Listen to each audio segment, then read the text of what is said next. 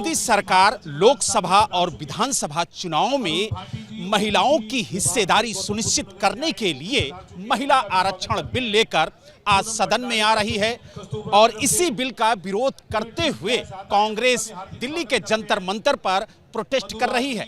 कांग्रेस की मांग है कि जो 33% का आरक्षण सरकार लेकर के आ रही है उसमें SC, ST और OBC महिलाओं की हिस्सेदारी सुनिश्चित की जाए और इसी मांग को लेकर के आप देख सकते हैं कि किस तरीके से कांग्रेस यहां पर प्रोटेस्ट करती हुई नजर आ रही है। भारी संख्या में जो महिला कांग्रेस कार्यकर्ता हैं वो यहां पर पहुंची हुई हैं और हाथों में स्लोगन लिखी हुई तख्तियां लेकर के वो प्रोटेस्ट कर रही हैं। मंच पर तमाम कांग्रेस नेत्री भी स्लोगन लिखी हुई तख्तियां लेकर के बैठी हुई हैं और उनका कहना है कि जिस तरीके से OBC और SC, ST महिलाओं की जो भागीदारी, जो हिस्सेदारी है उसे खत्म करने की कोशिश सरकार कर रही है वो कतई बर्दाश्त नहीं किया जाएगा। आप देख सकते हैं एक बड़ा सा पोस्टर मंच पर लगाया गया है जिसमें तमाम जो महिलाएं हैं उनकी तस्वीरें लगाई गई हैं और खास तौर से जो पहली तस्वीर है वो सोनिया गांधी की है, दूसरी तस्वीर अहिल्याबाई होलकर की है और तीसरी तस्वीर आप देख सकते हैं कि झलकारी बाई की है।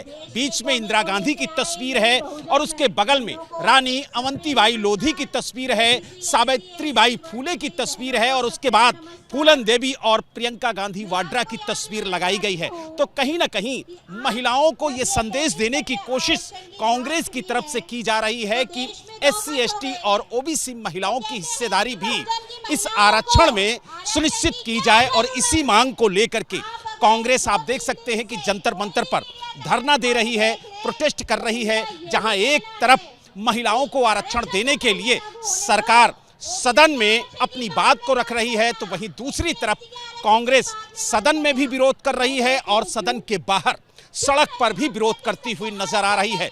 जो महिला नेत्री कांग्रेस की यहां पर मौजूद है उनसे हम बात करेंगे और जानेंगे कि आखिरकार इस बिल को लेकर के आप लोग विरोध क्यों कर रहे हैं।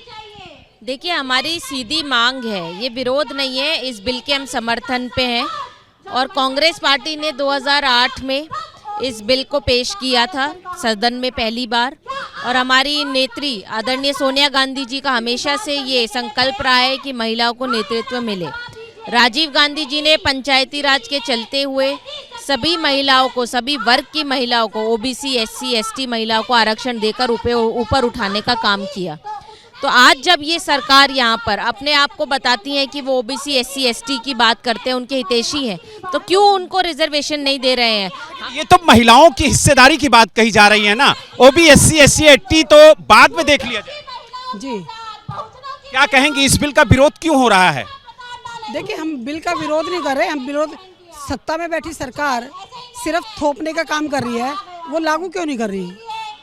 जब ये 2014 में आए थे, 12 साल से इनकी सरकार है, इनकी राज्यसभा में भी लोकसभा में भी, तो ये चाहते तो जो अभी चुनाव हुआ 2024 में उसमें ही महिलाओं को लाते ना।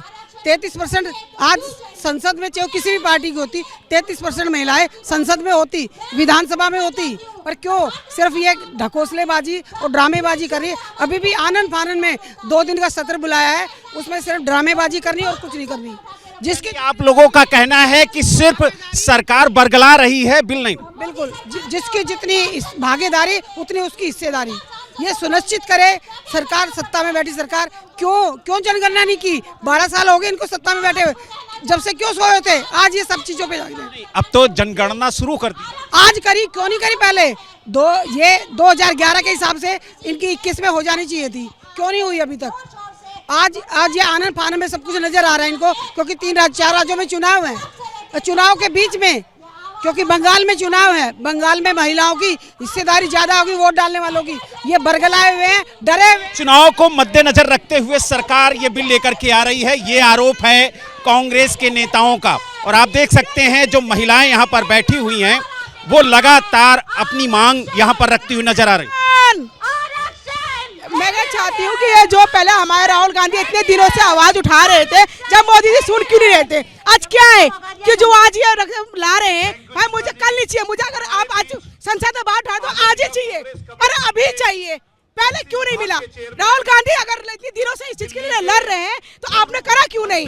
आज बंगाल में चुनाव है तो आपको याद, यानी इस बिल को डिले क्यों किया जा रहा है, ये आप लोगों का आरोप है कि 2023 में इस बिल को लाने की मंजूरी मिली, 26 में ला रहे हैं, 29 में लागू करेंगे।